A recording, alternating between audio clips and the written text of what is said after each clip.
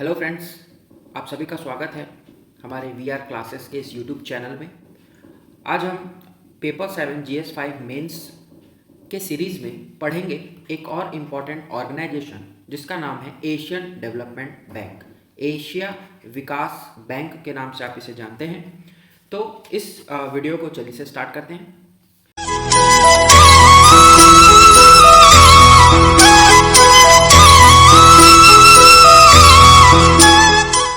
सबसे पहले Asian development bank, यदि हम इसको नाम से समझ सकें तो ये जो बैंक है ये आपका मल्टीलैटरल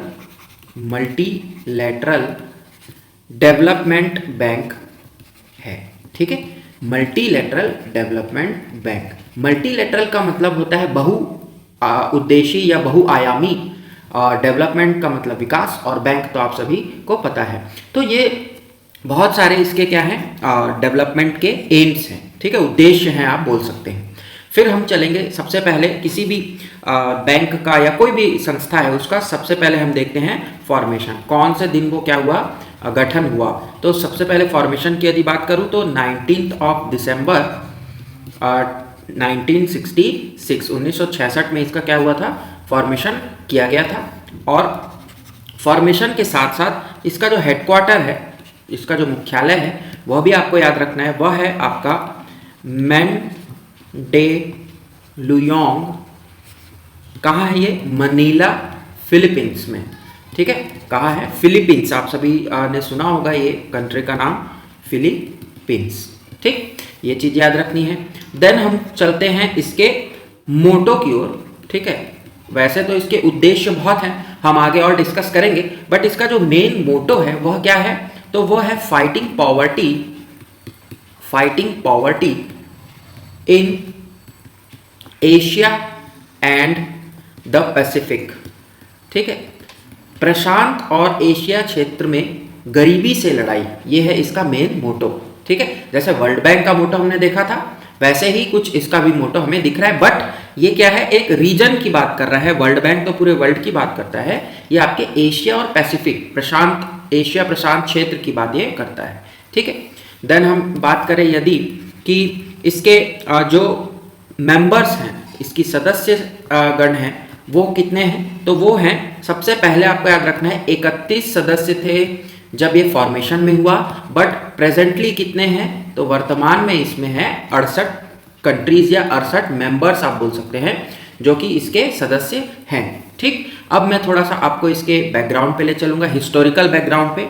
तो हिस्टोरिकल बैकग्राउंड पे यदि हम जाएं तो फॉर्मेशन का जो हिस्ट्री आती है वो आती है आपकी 1956 से। यहाँ पर क्या होता है, जापान के जो फाइनेंस मिनिस्टर थे उस समय, वित्त मंत्री जो थे, उनका नाम था हिसातो इचिमादा। उन्होंने क्या किया, यूनाइटेड स्टेट्स के सेक्रेटरी ऑफ स्टेट से मिले और उन्होंने कहा कि साउथ एशियन डेवलपमेंट, ठीक है, साउथ ईस्ट एशिया के डेवलपमेंट के लिए एक फाइनेंशियल इंस्टीट्यूशन का गठन करना चाहिए। ठीक है, लेकिन उनकी जो बातें हैं, उनके जो विचार हैं, वो उस समय क्या नहीं किए गए, उतने ज़्यादा ध्यान में नहीं दिए गए। लेकिन बाद में क्या होता है, जब हम बात करें 1962 की, ठीक है, यहाँ पर जो इफेक्टिवनेस है वो ज़्यादा बढ़ेगी। 1962 में क्या हुआ था, 1962 में आप देखेंगे कि जो जापान के उस समय के एक इकोनॉमिस्ट थे जिनका नाम था काओरो ओहाशी। ठीक है, इनके द्वारा क्या किया गया, इनके द्वारा एक रूपरेखा बनाई गई और एक रिसर्च इंस्टीट्यूट में ये काम करते हैं। ठीक है, उस समय काम करते थे, सॉरी। तो इनके द्वारा जो रूपरेखा बनाई गई और उसे क्या किया गया, फिर उसे जो उस आइडिया को लेकर के, इनके आइडिया को लेकर के सेटअप किया गया। 1965 में इसका जो ड्राफ्ट तैयार किया गया और जैसा हमने देखा कि 1966 में ये अपने पूर्ण रूप में आया। तो इस तरह से आप उसके छोटी सी जानकारी आप लिख सकते हैं। बहुत ज़्यादा तो डिटेल में मैं बताऊंगा भी नहीं और आपको उतना याद भी नहीं रखना है, लेकिन आपको इतना याद रखना है कि कौन कौन वहाँ इंपॉर्टेंट लोग उपस्थित थे। अब हम चलेंगे इसके थोड़े से स्ट्रक्चर पे। तो सबसे पहले इसका जो मेन ऑर्गन है, सबसे मुख्य जो इसका भाग है बोलिए, उसका नाम है आपका बोर्ड ऑफ गवर्नर। ठीक है, बोर्ड ऑफ गवर्नर। अब बोर्ड ऑफ गवर्नर क्या करेंगे, तो बोर्ड ऑफ गवर्नर चुन करके भेजेंगे किनको, बोर्ड ऑफ डायरेक्टर्स को। ठीक है, बोर्ड ऑफ गवर्नर का मतलब हो गया सारे सदस्य, 68 मेंबर्स होंगे इसमें बोर्ड ऑफ गवर्नर में, ठीक। और बोर्ड ऑफ डायरेक्टर जो होंगे उसमें जो है वो क्लासिफिकेशन है, बोर्ड ऑफ डायरेक्टर में 8 जो है वो रीजनल होते हैं, रीजनल डायरेक्टर्स होते हैं, और 4 जो होते हैं वह नॉन रीजनल डायरेक्टर्स होते हैं, ठीक है, क्षेत्रीय और गैर क्षेत्रीय या क्षेत्र से बाहर। इस तरह से बोर्ड ऑफ गवर्नर का गठन होता है। टोटल 12 सदस्य इसमें दिखेंगे आपको। और बोर्ड ऑफ गवर्नर क्या करते हैं, जो है बोर्ड ऑफ गवर्नर, जी हाँ, बोर्ड ऑफ गवर्नर के द्वारा क्या किया जाता है, प्रेसिडेंट का चुनाव किया जाता है, ठीक है, प्रेसिडेंट का चुनाव किया जाता है, जो कि हेड करता है किसको, बोर्ड ऑफ डायरेक्टर्स को, ठीक है। बोर्ड ऑफ डायरेक्टर का प्रमुख कौन होगा, प्रेसिडेंट, बट इनको चुनने का काम कौन करेंगे, बोर्ड ऑफ गवर्नर। तो प्रेसिडेंट जो होगा वह जापान का ही होता है। अब ऐसा इसीलिए है क्योंकि इसकी जो आधारशिला रखी गई थी, इसकी जो आइडिया डेवलप किया गया था वो जापान के द्वारा किया गया था, और जापान के ही व्यक्ति को इसमें बोर्ड ऑफ का प्रेसिडेंट बनाया जाता है, क्योंकि जापान का आप देखेंगे कि परसेंटेज भी हायर है। अगर मैं शेयर परसेंट की बात करूं तो जापान का जो शेयर परसेंट है वो है 15.57%। ये यूएसए के साथ में शेयर करता है जापान, हाईएस्ट दोनों का। उसके बाद थर्ड नंबर पे या सेकंड में ही बोलिए चाइना आता है विथ 6.429%, और फोर्थ नंबर में आप बोल सकते हैं, या अगर जॉइंट देखेंगे तो थर्ड में आपका इंडिया आता है 6.317% के हिसाब से, ठीक है। तो based on the voting percentage shares जो है वह वोट पे डिपेंड करता है, ठीक।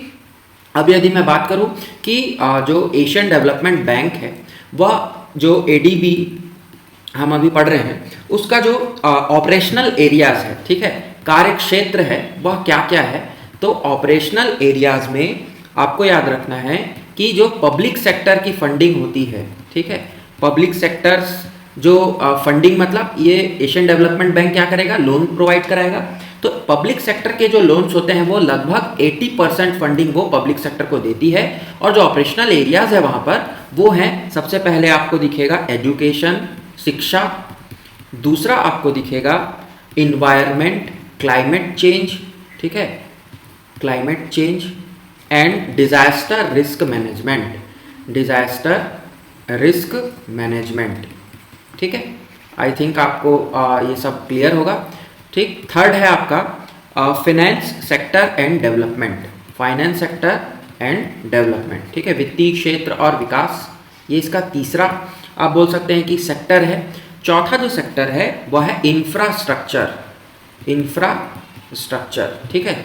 और अंतिम जो पांचवा सेक्टर है वो है regional cooperation, regional cooperation and integration. Integration का मतलब होता है कि भाईचारा, ठीक है, या फिर आपसी सहयोग आप बोल सकते हैं। रीजनल कोऑपरेशन क्षेत्रीय सहयोग और इंटीग्रेशन, ठीक। तो इतने सारे सेक्टर्स पे ये डील करता है। एडीबी ऑपरेशनल एरियाज है for public sectors. Public sector में कितना फंड खर्चा करेगा, ये 80% लैंडिंग वहाँ होती है, और जो बाकी का 20% है वह कहाँ होता है, वह प्राइवेट लैंडिंग में होता है। प्राइवेट लैंडिंग का मतलब है कि वो भी प्राइवेट लैंडिंग में भी सेक्टर्स डिफाइंड है, ठीक है। जैसे आप बोल सकते हैं कि रोड्स में आप दे सकते हैं, ठीक है, देन आपका ब्रिजेस में आ सकता है, ठीक, ब्रिजेस में, देन रूरल डेवलपमेंट के लिए ये ज़्यादातर फोकस करते हैं। तो इस तरह से प्राइवेट फंडिंग के भी सेक्टर्स डिफाइंड है। तो इस तरह से हम देखते हैं कि एडीबी जो है हमारा एशियन डेवलपमेंट बैंक, उसकी जो लैंडिंग का पावर है वह पब्लिक फंडिंग को ज़्यादा है। तो एशियाई विकास बैंक की जो अवधारणा, जिस मोटिव से ये काम कर रहा था कि एशिया और प्रशांत क्षेत्र में इसे क्या करना है, विकास का काम करना है और गरीबी को दूर करना है, वह कहीं ना कहीं ये अपने लक्ष्य को प्राप्त करने में बहुत हद तक ये कामयाब भी हुआ है। लेकिन हम 100% नहीं बोल सकते कि ये पूरा का पूरा कामयाब है। कुछ फ्लॉज तो रहते ही हैं। जैसे सबसे पहला है कि जापान के ही लोग, जो जापान का ही व्यक्ति है वही इसका प्रेसिडेंट होगा। इस पर भी कई बार चर्चा हुई कि ऐसा जो है एक फिक्स आप नहीं कर सकते बेस्ड ऑन शेयरिंग, ठीक है। उससे क्या हो जाता है, कभी कभी मोनोपोली की स्थिति आ जाती है और जो वर्किंग है वो कहीं ना कहीं अफेक्ट होती है। तो इस तरह से आप इसका एक क्रिटिसिज्म भी यहाँ लिख सकते हैं। बट अगर आपको एशियन डेवलपमेंट बैंक लिखने आएगा तो आप इतने पॉइंट्स को वहाँ जरूर इंक्लूड कर लीजिएगा। तो आज के इस वीडियो में इतना ही। नेक्स्ट वीडियो में एक और इंस्टीट्यूशन के साथ हम मिलेंगे। तब तक के लिए आप सभी पढ़ते रहिए। All the best and thank you for joining the class.